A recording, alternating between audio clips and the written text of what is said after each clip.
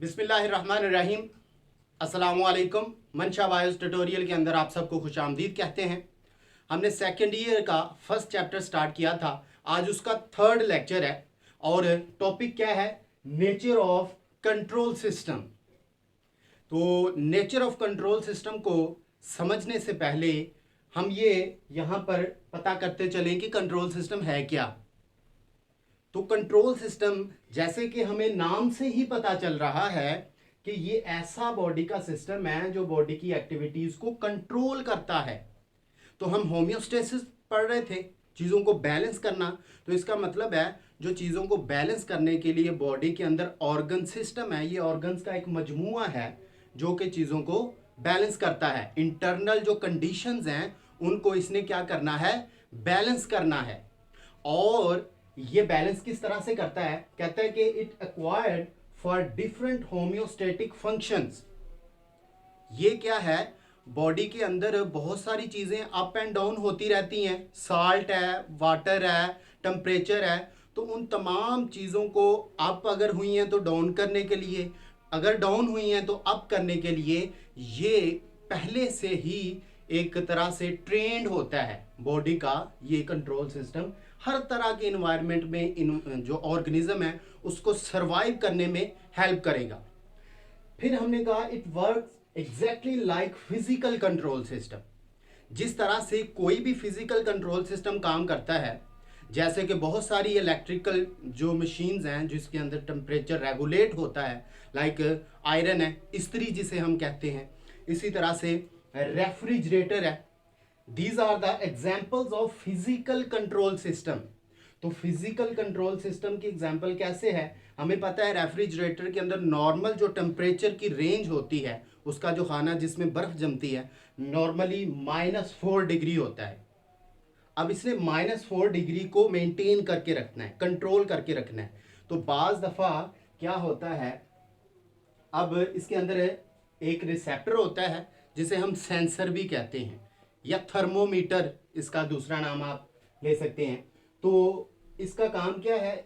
इसने चेंज को डिटेक्ट करना है। फॉर एग्जांपल, अगर -4 डिग्री हो गया है या -4 से नीचे है टेम्परेचर उस रेफ्रिजरेटर का, तो इसने डिटेक्ट करके क्या करना है? कंट्रोल सेंटर जो उसके अंदर एक कंट्रोल सेंटर लगा है उसको पैगाम भेजना है। उसने जो कंट्रोल सेंटर है उसने क्या करना है? Take necessary action.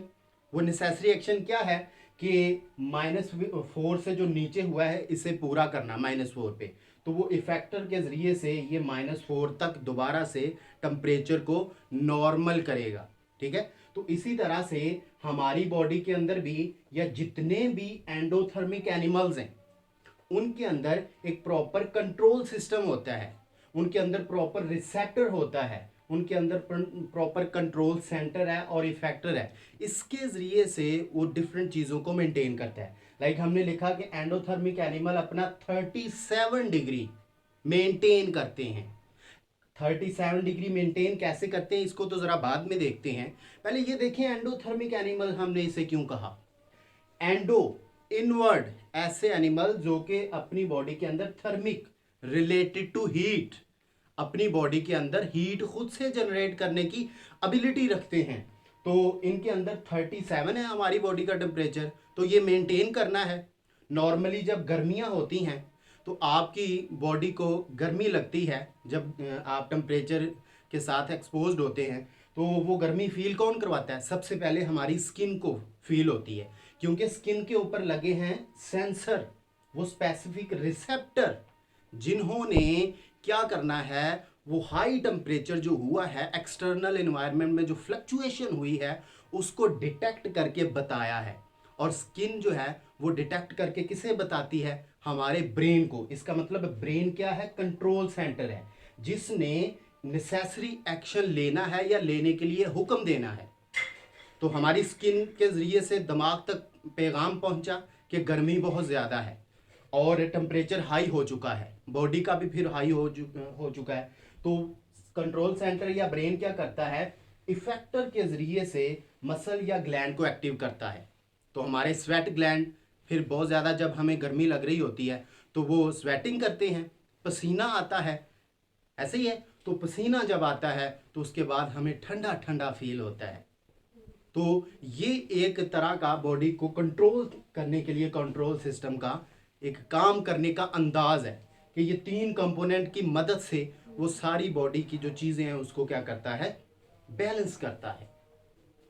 अब नेक्स्ट बड़ा इंपॉर्टेंट है और ये एमडी कैट के अंदर एमसीक्यूज में भी अक्सर पूछा जाता है, फीडबैक मैकेनिज्म क्या है। फीडबैक मैकेनिज्म, तो फीडबैक मैकेनिज्म को समझने से पहले हम सिंपल एक एग्जांपल लेते हैं। फर्ज करें आपके घर के बाहर कोई लड़ाई हो गई है, आप ही लोगों की लड़ाई हो गई है। तो वो लड़ाई जो है एक चेंज आया ना, एक नॉर्मल सिचुएशन से थोड़ा सा हट के काम हुआ। उस लड़ाई को देखा एक बच्चे ने कि ये लड़ाई हो रही है और वो भागा भागा घर आ गया। तो घर उसने पैगाम दिया अपने अब्बू को कि अब्बू अब्बू लड़ाई हो गई। अब्बू फिर क्या करता है, या तो खुद भागा जाता है या अपने साथ बेटों को भाइयों को लेता है और वो एक नेसेसरी एक्शन लेता है कि बाहर क्या हो रहा है, बाहर देखता है लड़ाई हो रही है, या तो फिर वो क्या करेगा उस लड़ाई को रोक देगा, ऐसे ही है, या फिर जाके खुद भी सुन्नी खुद भी लड़ना शुरू कर देगा। तो ये 2 तरह के एक्शन है। तो इसमें देखिएगा जो चेंज है वो डिटेक्ट किया बच्चे ने और बच्चे ने बताया अब्बू को और अब्बू ने फिर उसके नतीजे में कोई ना कोई एक्शन परफॉर्म करने के लिए हुक्म दिया या खुद वो एक्शन परफॉर्म किया। तो वो एक्शन नेगेटिव भी हो सकता है, पॉजिटिव भी हो सकता है कि लड़ाई हो रही है तो वो भी जाके लड़ेंगे या फिर लड़ाई को रोकेंगे।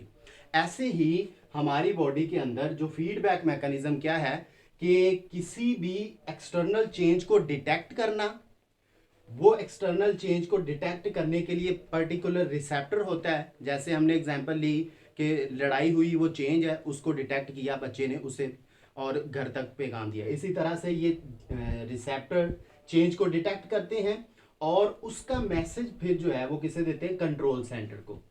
जैसे घर अब्बू को मैसेज दिया बच्चे ने, ऐसे ही ये रिसेप्टर कंट्रोल सेंटर को पैगाम देते हैं, फिर कंट्रोल सेंटर उसके नतीजे में एक्शन परफॉर्म करता है। तो इसी तरह से ये रिस्पॉन्स होता है इफेक्टर की मदद से।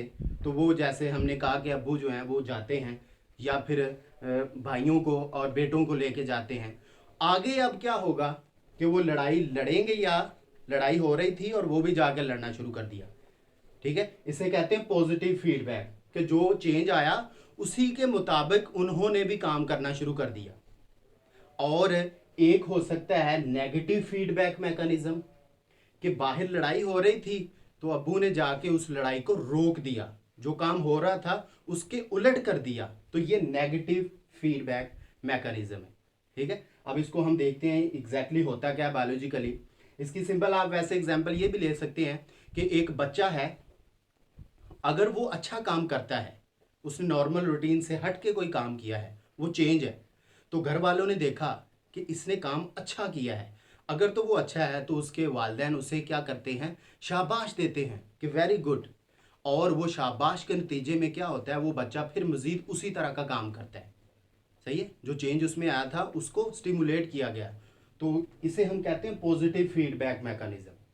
तो अगर नेगेटिव फीडबैक मैकेनिज्म है, जैसे एक बच्चा अगर बुरा काम करता है तो वो घर वालों ने देखा, घर वालों को लगा ये बुरा है, तो घर वाले ने उन्हें क्या कर दिया, रोक दिया। ये नेगेटिव फीडबैक है कि फीडबैक मिल रहा है घर वालों की तरफ से लेकिन नेगेटिवली कि भाई ये काम अच्छा नहीं है तो ये करना रोक दो। ऐसे ही बॉडी के अंदर बहुत सारे काम ऐसे होते हैं कि इफेक्टर्स का जो रिस्पॉन्स होता है वो जो बाहर चेंज है उसके मुताबिक होता है। जो चेंज आया है वो इफेक्टर ने उस चेंज के मुताबिक मजीद वो काम करना शुरू कर दिया। जैसे हमने कहा लड़ाई हो रही थी तो घर वाले जाके मजीद लड़ना शुरू कर दिया। ऐसे ही इसकी एग्जांपल अगर बायोलॉजिकली ले तो ये है रिलीज ऑफ ऑक्सीटोसिन। जब चाइल्ड की बर्थ होती है, ये नेक्स्ट चैप्टर्स में हम पढ़ेंगे आगे कि ऑक्सीटोसिन रिलीज होता है बर्थ के अंदर, बड़ा ही इंपॉर्टेंट ये एक हार्मोन है। तो ये जब रिलीज होता है तो इसकी रिलीज होने से मजीद ऑक्सीटोसिन जो है वो हाई होना शुरू हो जाता है और बर्थ का प्रोसेस जो है वो स्टिमुलेट होता है। सही है, तो मजीद इसको डिटेल में इंशाल्लाह हम नेक्स्ट चैप्टर्स में देखेंगे। नेगेटिव फीडबैक मैकेनिज्म हमने कहा inverse effectors response to the change in external environment, कि एक्सटर्नल इन्वायरमेंट में जो चेंज आया है उसके उलट काम करे इफेक्टर, इफेक्टर का रिस्पॉन्स उसके उलट हो। लड़ाई बाहर हो रही थी तो घर वालों ने जो बंदे भेजे हैं कंट्रोल सेंटर से, जो बंदे गए हैं, उन्होंने लड़ाई शुरू नहीं कर दी बल्कि उसके उलट काम शुरू कर दिया, लड़ाई को रोक दिया। तो ये होता है नेगेटिव फीडबैक। बायोलॉजिकली इसकी एग्जांपल लें, बाहर गर्मी बहुत ज़्यादा जब होती है, टेम्परेचर हाई हो जाता है, 37 से 40-45 हो गया, लेकिन ये वार्म टेम्परेचर है, आपकी बॉडी क्या करती है उसके नतीजे में? कूलिंग मैकेनिज्म एक्टिवेट कर देती, कि आपकी बॉडी भी हीट प्रोड्यूस नहीं करना शुरू कर देती बल्कि हीट को बॉडी से बाहर निकाल दी। बाहर गर्मी थी और आपकी बॉडी में क्या हो रही है? कूलिंग हो रही है, ठंड आपको मतलब ठंडा करने के लिए जो मैकेनिज्म ज़रूरी है वो एक्टिवेट हो गया, और आप बाहर टेम्परेचर हाई है लेकिन आपकी बॉडी का टेम्परेचर क्या हो रहा है?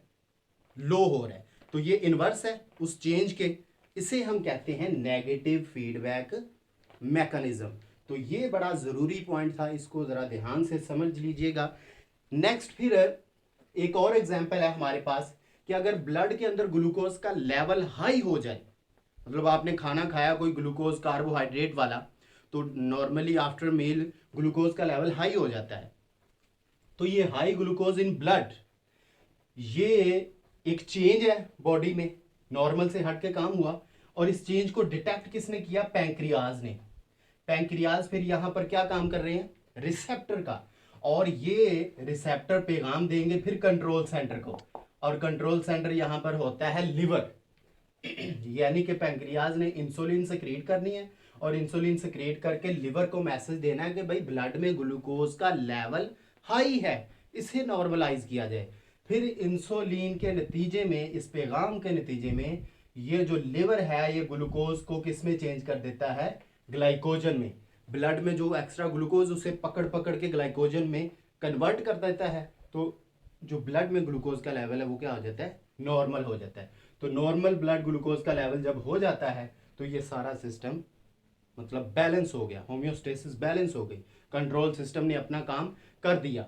अब यहाँ पे लास्ट इस टॉपिक की जो स्ट्रक्चर आपकी बुक में दी गई है वो ये है, ये एक उन्होंने बनाया है कि फर्ज करें एक पूरा ऑर्गेनिज्म है, उस ऑर्गेनिज्म का ये एक्सटर्नल इन्वायरमेंट है, और ये ऑर्गेनिज्म का इंटरनल इन्वायरमेंट ये वाला जिसमें ये डिफरेंट सेल्स हैं। तो एक्सटर्नल इन्वायरमेंट में चेंज आ सकता है कभी भी, मतलब एक्सटर्नली टेम्परेचर हाई हो गया, आपने बहुत ज़्यादा पानी पी लिया, साल्टी चीज़ें खा ली, तो उसके नतीजे में ये जो इंटरनल इन्वायरमेंट है इसको क्या करना है? हमने रिस्ट्रिक्ट करके रखना है इन फ्लक्चुएशन को इन नैरो रेंज। मतलब ये जो इंटरनल इन्वायरमेंट है इसमें भी चेंज आएगा लेकिन उसको एक लिमिट में रखना है, वो चेंज बहुत ज़्यादा नहीं होना चाहिए। सही है? तो उसके लिए बॉडी के ऑर्गेनिज्मिक लेवल पर भी ये कंट्रोल सिस्टम होता है और वो उन चीज़ों को कंट्रोल करता है। उसके बाद ये सेलुलर लेवल पर भी होता है कंट्रोल सिस्टम, सेल मेम्ब्रेन के ऊपर जैसे ये हमने बनाया कंट्रोल सिस्टम कि ये सेल है, ये सेल का जो एक्स्ट्रा सेलुलर मटेरियल है, सेल्स के दरमियान में ये जो मटेरियल है ये क्या है? Extra cellular material. तो ये फ्लूइड इसमें होता है, उसे हम कहते हैं एक्स्ट्रा सेलुलर फ्लूइड। तो एक्स्ट्रा सेलुलर फ्लूइड जो है ये भी डेफिनेटली फ्लक्चुएट कर जाता है, बाज़ दफ़ा आप या हाई या लो हो सकता है, मतलब आपने बहुत ज़्यादा खाना खा लिया, बहुत ज़्यादा पानी पी लिया, साल्टी चीज़ें खा ली, तो ये जो फ्लूइड है इसमें सोल्यूट का लेवल हाई हो सकता है। लेकिन सेल का जो इंटरनल इन्वायरमेंट है उसको तो हमने क्या रखना है? नैरो रेंज में। तो इस सेल लेवल पर भी फिर क्या होता है? एक कंट्रोल सिस्टम जो सेल के अंदर साल्ट को, वाटर को नॉर्मल रखता है। लाइक 75% सेल के अंदर वाटर होना चाहिए, तो ये 75 से थोड़ा बहुत तो फ्लक्चुएट कर जाएगा 78 तक, लेकिन उससे ज़्यादा या उससे कम नहीं होगा। तो उन चीज़ों को कंट्रोल करने के लिए बॉडी इस सेल के ऊपर भी कंट्रोल सिस्टम होता है और पूरे ऑर्गेनिज्म के लेवल पर भी कंट्रोल सिस्टम होता है जो इन तमाम चीज़ों को कंट्रोल करता है। तो आज हमने जो टॉपिक पढ़ा है वो बड़ा ही सिंपल था, नेचर ऑफ कंट्रोल सिस्टम, कि कंट्रोल सिस्टम बॉडी की एक्टिविटीज़ को किस तरह कंट्रोल करता है। ये डिफरेंट कंपोनेंट्स हैं जिनकी मदद से उसने कंट्रोल करना है, रिसेप्टर, कंट्रोल सेंटर और इफेक्टर की मदद से। फिर हमने पढ़ा कि फीडबैक मैकेनिज्म क्या होता है, कि जो भी एक्सटर्नल चेंज है उसको डिटेक्ट करके कंट्रोल सेंटर को मैसेज भेजा जाए और उसके नतीजे में इफेक्टर कोई ना कोई रिस्पॉन्स दे। अगर तो वो रिस्पॉन्स उस चेंज के उलट है तो फिर वो नेगेटिव फीडबैक मैकेनिज्म है। अगर वो जो रिस्पॉन्स है उस चेंज के बिल्कुल सेम डायरेक्शन में है, effectors response in direction of change, तो इसे कहते हैं पॉजिटिव फीडबैक मैकेनिज्म। तो ये पॉजिटिव और negative feedback mechanism types of feedback mechanism थी। फिर हमने यहाँ पर एक और टाइप जो है वो देखी, और ये स्ट्रक्चर को हमने जो है वो समझने की कोशिश की। This is all about today's lecture. इंशाल्लाह नेक्स्ट लेक्चर में मिलेंगे, तब तक के लिए अल्लाह हाफिज़।